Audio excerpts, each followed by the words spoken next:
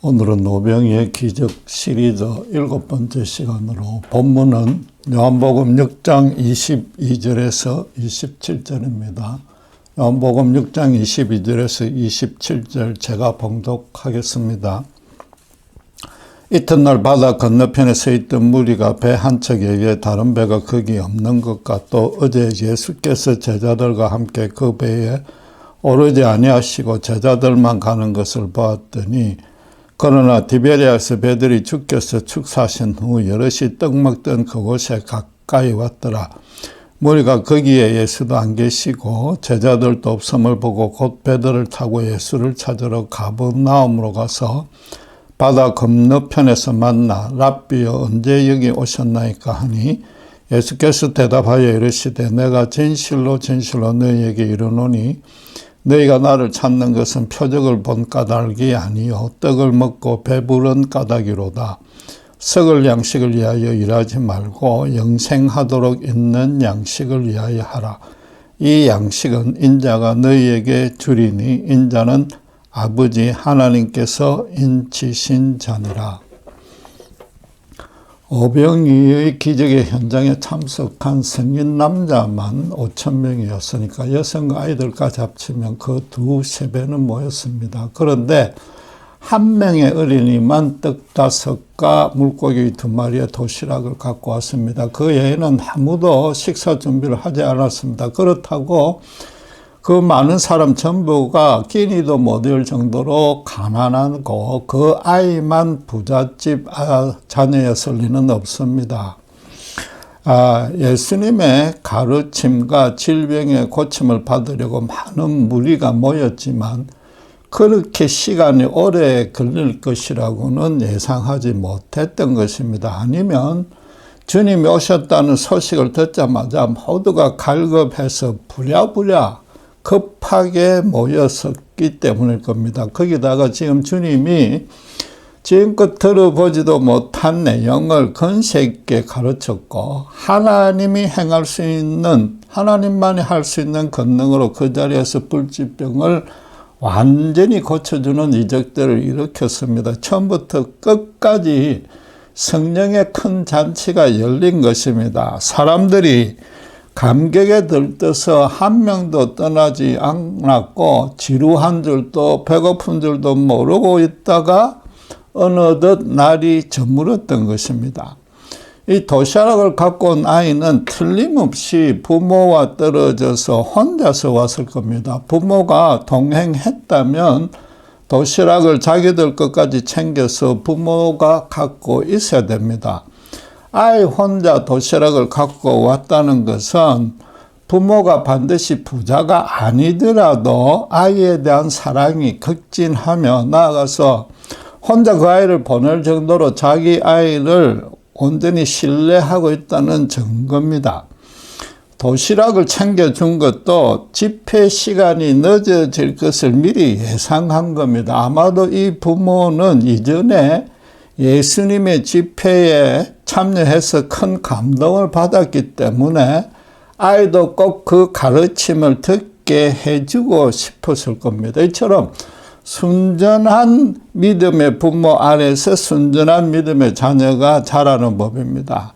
예수님이 누가복음 2장 41절에서 51절을 보면 어렸을 때 처음으로 성전에 결례 받으러 갔을 때 성전에 혼자 남아서 어른들과 율법을 토론했던 그 일을 지금 연상케 합니다. 어쨌든 그 한 아이만 가지고 있던 도시락으로 나머지 모든 어른들이 배불리 먹고도 남는 기적이 일어났습니다. 그 후에 무리를 걷는 기적이나 지금 유대인들과 토론했던 내용들을 감안하면 예수님이 이 아이의 도시락까지 포함해서 처음부터 끝까지 다 계획하시고 그 모든 과정을 주관하셨다고 봐야 되는 겁니다. 그 현장에 있던 유대인들로서는 주님의 그 큰 권능을 한나절 동안에 3번이나 다른 어떤 차원에서 생생하게 체험했습니다. 먼저 지금껏 바리새인이나 서기관들에서 배운 것과는 비교도 안 될 정도의 그 권위가 말씀에 흘러넘쳤고 영혼의 찔림이 생기고 회개의 눈물까지 흘렸을 겁니다. 둘째는 인간이 도저히 고칠 수 없는 각종 질병을 주님이 일일이 완벽하게 치료해 주었습니다. 마지막으로 고침받을 환자가 더 이상 남지 않자 비로소 모두가 허기를 느꼈는데 주님이 그 자리에서 빵과 고기를 계속 만들어서 먹게 해 주었습니다. 예수님이 만들어 주신 것이라 틀림없이 그 맛이나 영양에서 아주 특별했을 것이며 먹자마자 그 힘과 기쁨이 샘솟을 것입니다. 마치 아이들이 소풍 갔는데 특급 호텔이 마련한 최고급 도시락과 그 전자오락기 같은 선물을 잔뜩 받아서 생애 최고의 날을 보낸 것과 같았을 겁니다. 그들이 예수님을 왕으로 삼으려는 것은 이처럼 모든 사정을 봤을 때 너무나 당연한 반응이었습니다. 유대인들이 노골적으로 주님을 왕으로 모시려 했던 것은 마지막 예루살렘 입성할 때는 빼고는 이때가 유일합니다. 그런데 그 이전에도 주님으로부터 동일한 가르침과 치유를 많이 받았기 때문에 단순히 그 크신 능력과 권세 있는 가르침 때문만이 아닐 것입니다. 왕이란 모든 백성의 생계를 책임져 주고 나라 전체의 질서를 유지하고 대적의 침입에서 보호해 주는 그런 막중한 역할을 감당해야 됩니다. 그러니까 백성들도 그 명령에 복종하는 겁니다. 오병이어 전까지의 예수님의 모든 기적은 개인적이거나 혹은 소수의 사람들에게만 베풀어졌습니다. 그러나 오병이어는 그 수혜자의 규모가 엄청난 데다가 한 사람도 빠짐없이 전부 다 그 은혜를 받았습니다. 당시로서는 한 2만 명 정도라면은 한 나라나 성읍을 이루고 그 다스리는 왕도 있었습니다. 지금 공개 토론은 하지 않았지만은 예수님이 왕으로서 자격에 가장 합당해 보인다고 모두가 무언중에 합의한 겁니다. 그런데 흥미로운 사항은 예수님에게 무슨 무기나 군대나 제사장이나 신하 같은 체계적인 조직이라고는 하나도 없었습니다. 오병이의 기적에서도 소수의 제자들이 행한 것이라고는 음식을 배달하는 심부름뿐이었습니다. 예수님은 항상 그 혼자서 말씀 한마디로 혹은 하늘을 보고 기도하면 그 모든 기적들을 베푸습니다. 개인적으로 따져서 이만큼 능력이 출중한 왕은 세상에서 찾아볼래 절대로 없고 이전에도 없었고 앞으로도 없을 것이라고 그들은 판단한 겁니다. 그래서 이제부터 자기들이 군대나 신하가 되어서 주님께 충성을 바치면은 천하의 로마 제국도 단번에 물리칠 수 있을 것이라고 생각한 겁니다.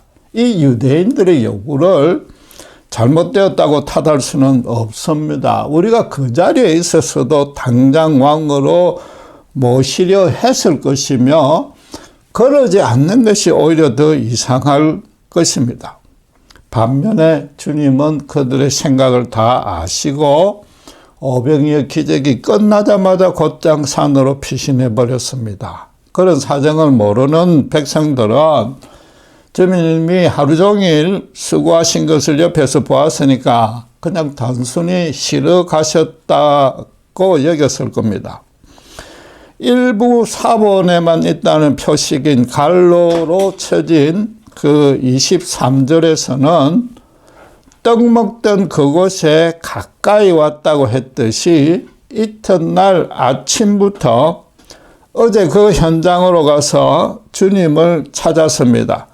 그렇게 열심히 찾은 까닭을 22절에는 배 한 척밖에 없고 어젯밤에 제자들만 먼저 배 타고 떠나는 것을 봤기 때문이라고 말합니다. 말하자면 예수님이 타고 갈 배 한 척만 남겨두고 제자들은 이미 다 떠났으니까 주님은 아직도 근처 어디엔가 남아 계신다고 본 겁니다. 그런데 아무리 사사시 찾아도 없으니까 어쩌면 바다를 건너갔을 수도 있다고 여기고 디베리아에서 주님을 만나러 온 사람들과 함께 배를 나눠 타고 가버나움으로 건너왔습니다. 그리고 예수님을 만나자마자 대뜸 랍비여 언제 여기 오셨나이까? 라고 물었습니다. 이 질문에서 시작해서 유대인들과 예수님은 오병이어 기적에 대해서 일종의 리뷰하는 시간을 갖게 됩니다. 요한복음은 공간복음이라고 불리는 마태, 마가, 누가의 세 복음서가 저작되고 교회에 다 해람된 후에 최소한 한 세대가 지난 후에 저작된 것으로 봅니다. 앞선 세 복음서는 예수님의 사역을 대체로 그 발생 순서에 따라서 사건 중심으로 기록했습니다. 반면에 요한은 그래서 이미 다 이야기가 전해졌으니까 익히 알고 있는 그런 내용보다는 숨겨진 이야기와 기적들을 선정했습니다. 무엇보다도 유대인과 예수님의 논쟁 위주로 기록하면서 주님의 신적인 정체성을 강조했습니다. 그래서 요한복음만 따로 7 기적을 선정했고 또 7 강화로 구성됐으며 지난주에 말씀드린 에고 에이미 같은 표현 방식도 7가지를 선정해서 기록하고 있는 겁니다. 이 오병이어 기적에 관한 리뷰는 4번째 강화이며 본문 25절부터 시작해서 71절까지 이어지는데 그 주제는 예수님이 주실 생명의 떡입니다. 백성들은 오병이어 기적에서 먹었던 그 맛있는 그 떡을 계속 달라고 요구했지만 주님은 그런 떡을 원한다면 왕이 되어줄 수 없고 대신에 다른 떡을 주겠다고 지금 대답한 겁니다.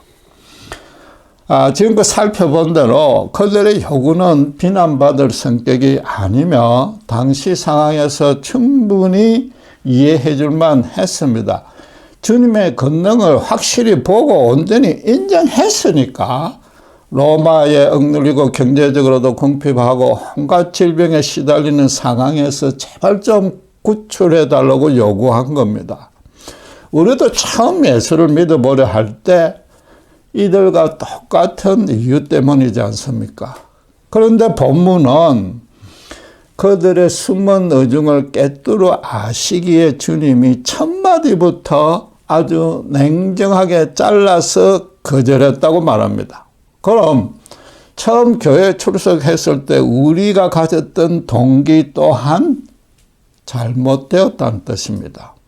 지금 백성들이 구체적으로 요구도 하지 않았는데 첫마디로 거절한 것은 앞으로 전개될 논쟁의 그게 주제이자 전제라는 겁니다. 그래서 그 뜻을 정확히 알지 못하면은 이어지는 말씀들도 정확히 해석하지 못할 겁니다. 사람들이 주님을 보자마자 언제 여기 오셨냐고 물은 뜻은 크게 2가지입니다. 첫째는 문자 그대로 언제 바다 건너편에 왔는지 궁금하다는 겁니다. 분명히 제자들만 먼저 떠나고 예수님은 떠나지 않은 것을 확인했습니다. 그리고 아침까지 주님이 타고 가야 될 배가 한척 남아 있었습니다. 자기들이 볼 때는 이쪽으로 건너올 방안이 도무지 없고 그런 시간도 없었는데 언젠지 모르게 건너와서 제자들과 함께 있는 것이 도저히 이해가 안 됐던 겁니다. 제자들이 밤에 배를 타고 건넜다는 것은 오병이어 현장에서 가버나움으로 오려면은 호숫가로 둘러오는 것보다 훨씬 거리가 짧아서 시간을 줄일 수 있거나 아니면 걸어서 올 길이 없기 때문일 것입니다.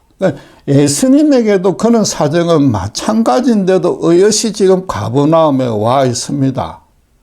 한밤중에 무리를 걸었으리라고는 상상도 못했겠지만은 어쨌든 어쨌든 이번에도 뭔가 신적인 능력을 발휘했는가 보다 대충 짐작만 했을 겁니다. 그래서 그렇게 물어본 겁니다. 그럼 둘째는 자기들이 예수님을 아주 열심히 찾아다녔다는 점을 제발 좀 알아달라는 겁니다. 왜 우리를 두고 먼저 갔느냐는 뜻이니까 자기들로서는 예수님과 한참 더 오래 함께 있고 싶었다는 겁니다. 거기다 가버나움에 이미 먼저 와 있는 능력까지 지금 보니까 왕으로 삼아야 될 확고한 이유가 하나 더 늘어난 셈입니다. 그래서 이제부터 우리가 당신을 왕으로 추대하고 싶다는 말씀을 드릴 테니까 제발 거절하지 말고 승낙해 달라는 의미로 그렇게 넌지시 비친 것입니다. 그러나 주님은 그들의 속내를 어제 저녁부터 꿰뚫어 아는지라 이런 지하에 냉정하게 거절했습니다. 그 이유를 표적을 본 까닭이 아니라 떡을 먹고 배부른 까닭이라고 합니다. 언뜻 조금 이해하기 힘든 말씀입니다. 표적이 바로 떡을 나눠줘서 배불리 먹게 한 것인데 주님은 그 둘을 별개의 일로 구분해서 지금 말하고 있습니다. 그 둘 중에 어느 쪽에 초점을 맞추느냐에 따라서 의미가 전혀 달라진다는 겁니다. 요컨대 너희들은 지금 표적보다 배부른 것이 더 좋기 때문에 나를 왕으로 삼으려 한다는 것입니다. 그러니까 누가 어떤 표적을 내든지 간에 아니면 표적이 아닌 어떤 방법이라도 배만 부르게만 해주면 왕으로 모시겠다는 뜻이 아니냐 이거죠. 지금 로마가 지배하고 있지만은 황제가 세금을 완전히 감해주거나 이번 코로나 사태처럼 기본소득을 황제가 준다면은 군말 없이 평생도록 왕으로 모시겠다는 겁니다. 실제로 당시에 부패한 유대종교 지도자들과 그 밑에 빌부터 먹고 사는 성전의 한전상가 재물장사치들은 기존 체제를 고수해서 재정적이고 정치적인 기득권을 계속 누리고 싶었습니다. 그래서 말도 안 되는 누명을 주님께 씌웠고 민족의 원수인 로마 빌라도 총독과 에덴 족속의 헤롯 왕과도 협력하고 공모해서 주님을 죽여버렸습니다. 배부른 까닭이란 것은 왕이 될 자격은 오직 현실적 축복을 보장해 주는 것에 달렸고 또 그렇게만 해준다면은 예수님이 아니라 누가 왕이 되어도 좋다는 뜻입니다. 예수님은 그래서 그들이 찾는 양식은 썩을 양식이라고 표현했고 그것을 구하려고 일하지 말라고 말한 겁니다.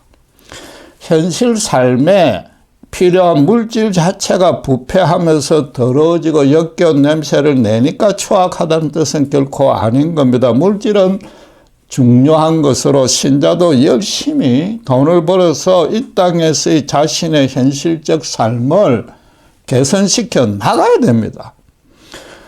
대신에 물질을 추구하는 그 목적과 방법에서 썩는 냄새가 난다는 겁니다. 이어지는 예수님의 말씀과 대비하면 영생을 주지 못하니까, 즉 영원하지 못하니까 썩는 떡이라는 겁니다.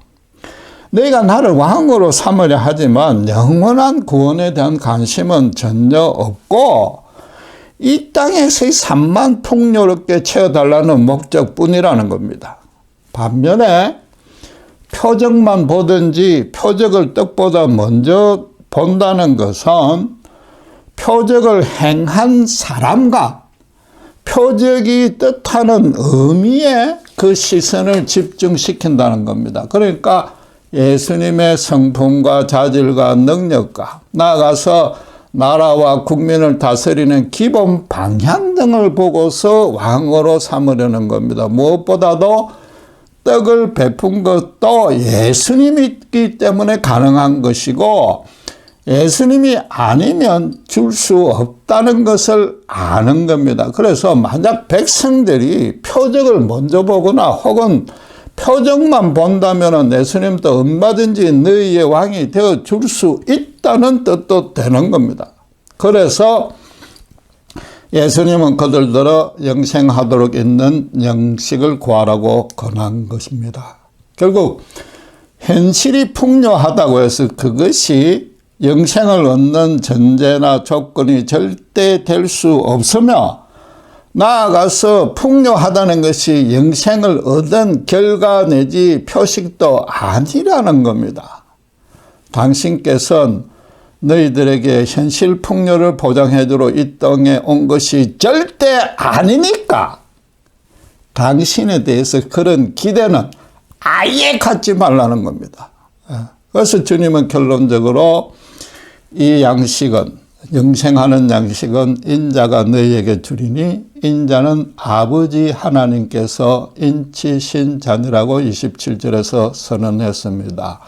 인자는 장차 인류를 다스릴 왕이 인간의 모습으로 오실 것이라고 다니엘서 7장 13절 14절에서 예언한 것을 주님이 자신에게 적용한 겁니다. 그러니까 삼위 하나님이 태초부터 계획해 놓은 그대로 당신이 바로 이 땅을 다스리러 오신, 영원히 다스리러 오신 왕이라고 지금 선포한 겁니다.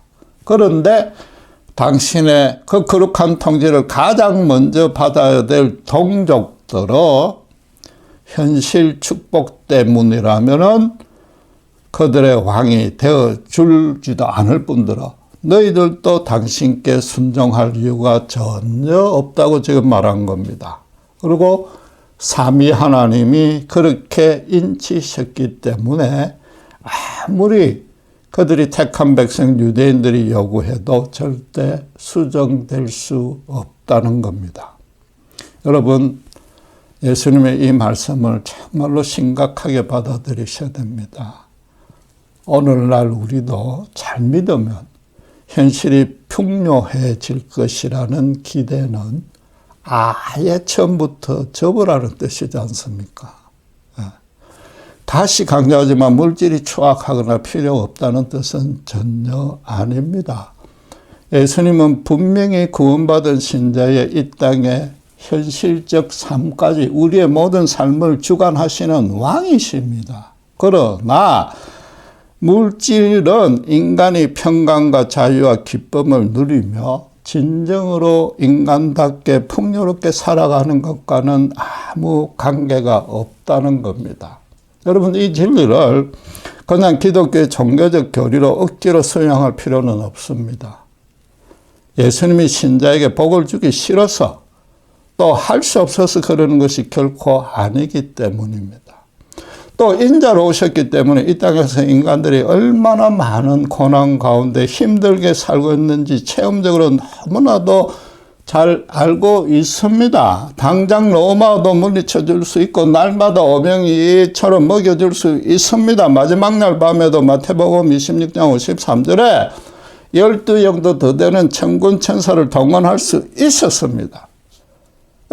주님이 백성들의 그 요구를 거절한 것은 오직 한 가지 이유인데 오히려 백성들에게 그게 결코 유익이 안 되기 때문입니다. 현실적으로도 오병이어 같은 최고 좋은 소풍날은 일생에 몇 번 오지 않습니다. 미국 사람들은 롯데에 당첨되고 그날로 조기 은퇴해서 매일 유토피아처럼 살기를 바랍니다. 그러나 거의 모든 복권 당첨자들이 그냥 허랑방탕하게 살다가 그 인생 말로가 비참해졌다고 실제 통계가 증명하고 있습니다. 인간은 처음부터 하나님과 교통하면서 그분을 찬양하고 또 그럼으로써 인간끼리 서로 사랑으로 섬기도록 만들어진 존재입니다. 그렇지 않으면 아무리 물질이 풍부해도 그 인생은 썩어질 수밖에 없습니다. 역사상 최고의 호사를 누렸던 솔로몬이 전도서에서 고백한 내용이 뭡니까? 하나님 없이 헤아려서 인간이 향하는 모든 수고가 헛되고 헛되며 헛되다고 탄식했습니다. 비교급 최상급이 없는 히브리어법으로서 따지면 3번 반복은 최고 강조한 표현입니다. 헛된 그 크기에서도 최고로 강할 뿐 아니라 그냥 헛된 것 외에는 아무것도 단 하나도 없다는 뜻입니다. 이번 코비나 사태로 모든 사람이 가장 아쉽다고 절감한 것이 바로 사람들 사이에 따뜻한 접촉이지 않습니까? 마음 놓고 허가하고 입 맞추고 아니 악수라도 하고 싶은데 못한 겁니다. 단순히 격리되어서 사람과 교제를 못해서 외로운 탓만이 아닌 겁니다. 다시 말하자면 인간은 서로 사랑해야만 인간답게 살아갈 수 있도록 그렇게 만들어진 존재이기 때문인 겁니다. 감옥에서 최고의 형벌이 바로 독방에 가는 거지 않습니까? 인생의 기쁨이나 이런 걸 제대로 누리지도 못하고 이성도 온전히 성숙하지 못한 이 초등학생들마저도 왕따가 되면 그냥 자살하지 않습니까? 주님이 유대인들의 그 현실적으로 딱한 사정을 모를 리도 없고 오히려 함께 아파하고 안타깝게 여겼습니다. 그러니까 오병이의 기적을 베푼 겁니다. 그리고 로마도 누가 뭐래도 그건 악의 도성이고 물리쳐 줘야 될 이스라엘의 대적입니다. 그러나 그렇게 해본들 또 다른 로마가 나타날 것이며 로마가 없다 할지라도 이스라엘 스스로도 로마 이상으로 죄를 범하고 부패해질 것입니다. 현실적 풍요가 인간 사회의 고난의 해결책이 전혀 될 수가 없고 각자 개인 인생에서 추구할 축제 목표도 되어서는 안 된다는 겁니다. 오히려 그러는 것이 인간 문제의 가장 첫째 원인이자 인간의 범하는 첫째 죄악이라는 겁니다. 모든 사람이 서로 자기만 형통하고 안일하려는 목적으로 살아가니까 세상은 저절로 추악해지고 그렇게 얻은 물질도 갈수록 점점 더 썩어질 수밖에 없는 겁니다. 지금 물질이 썩는다는 것은 그냥 간단하게 영원하지 않다는 뜻입니다. 다이아몬드는 영원이라는 제임스 본드 시리즈가 영화가 있었지만 다이아몬드도 오랜 기간이 흐르면 산화작용으로 인해서 썩어지기 마련입니다. 그런데 그 산화작용으로 썩는다는 것은 하나님 당신께서 예수님께서 이 땅에 제정한 법칙입니다. 그리고 또 모두가 그 정도는 다 아는 학적 진리입니다. 그걸 지금 주님이 구체화 다시 강조할 리는 없습니다. 예수님이 물질이 썩는다고 즉 영원하지 않다고 말씀하신 까닭은 물질 안에 사랑이 없다는 겁니다. 물질 자체는 사랑은 물론이고 어떤 고유한 그 가치가 없는 겁니다. 물질은 그냥 물질로서 가치와는 별개의 물건입니다. 그 물질의 가치를 부여하는 것이 인간이며 특별히 사랑을 부여해야만 하나님이 주시는 물질이 되는 겁니다. 세상에서 인간이 만들어내는 모든 유형 무형의 산물 가운데 영원한 것은 오직 진정한 사랑 하나뿐인 겁니다. 어제 그 오병이의 현장을 겉으로만 보면 도시락 하나로 그 수많은 2만 명가량의 사람을 먹일 정도로 물질을 창조해내는 하나님의 큰 능력이 발휘된 기적의 현장이었습니다. 그러나 눈에 보이지 않는 진짜 실체는 이름 없는 믿음 좋은 한 소년의 도시락으로 한 명도 빠짐없이 다 같이 나눠 먹는 사랑의 현장이었습니다. 사랑이 나눠지는 현장이었습니다. 그 떡 자체가 사랑의 떡은 아니지만 주님으로 사랑으로 나누었으니까 사랑의 떡이 되었고 또 그것은 예수님이 나중에 주실 썩지 않는 영생을 주는 양식의 상징이었던 겁니다. 반면에 유대인들은 지금 손 하나 까딱하지 않고 하나님이 매일 공짜로 양식을 채워주구나. 단순히 기도만 하면 뚝딱하고 양식이 채워지기만 바라는 겁니다. 물질만 채워지면 자기 영혼에도 하나님의 사랑이 채워지는 걸로 착각하는 겁니다. 하나님의 사랑 없이는 솔로몬이 누린 온갖 영혼도 주님이 먹이시는 한갓 들풀의 영광보다 못하다는 것을 지금 모르고 있는 겁니다.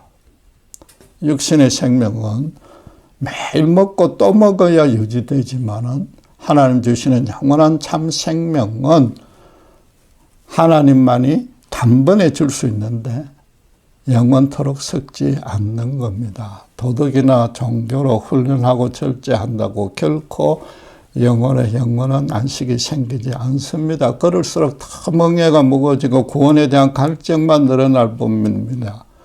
오죽하면 밤중에 니고데모가 주님을 찾아와서 구원의 길을 먹으겠습니까? 그의 영적인 수준은 바다를 지금 급하게 건너온 예수님을 찾아온 본문의 유대인들보다 훨씬 높았을 텐데도 그는 날이 갈수록 목마르고 흙이 졌기 때문인 겁니다.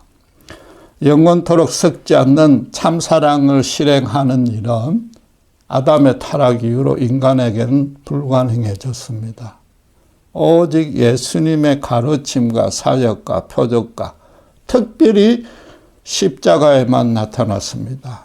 니고데모, 베드로, 바울 같은 믿음의 선진들도 현실 양식에 부족함이 없었고 도덕적 종교적으로도 당시에 상위 0.1%에 들었던 자들이 있기 때문에 자신들의 구원은 당연하다고 여겼습니다. 그러나 골고다 이전에는 주님의 참사랑을 몰지 못했기 때문에 자기들은 몰랐지만 사실은 하나님 구원밖에 아직 있었던 겁니다.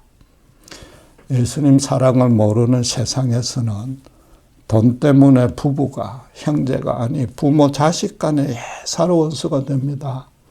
예수님의 통치를 받는 그분의 백성에게는 그런 일이 결코 일어날 수 없고 일어나서도 안 되는 겁니다. 우리의 자격과 조건과 상관없이 나아가서 하나님과 원수되었을 때 조건 없는 용서를 베푸시고 우리를 당신의 백성으로 삼아 주셨습니다. 세상에 없는 하늘에만 있는 진정한 참사랑입니다. 예수님이 베푸신 표적 중에 가장 크고 중요하고 궁극적인 표적이 골고다 십자가입니다.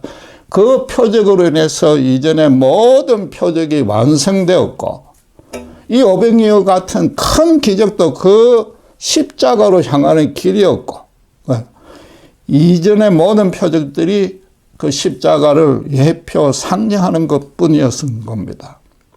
흔히들 기독교 신앙을 물질을 멀리해야 하고 물질에 대한 탐욕이 제2의 근원인 것처럼 가르칩니다. 죄송하지만 그건 다른 도덕이나 종교에서 다 가르치는 내용이고 엄격히 말하면 누구나 아는 상식입니다.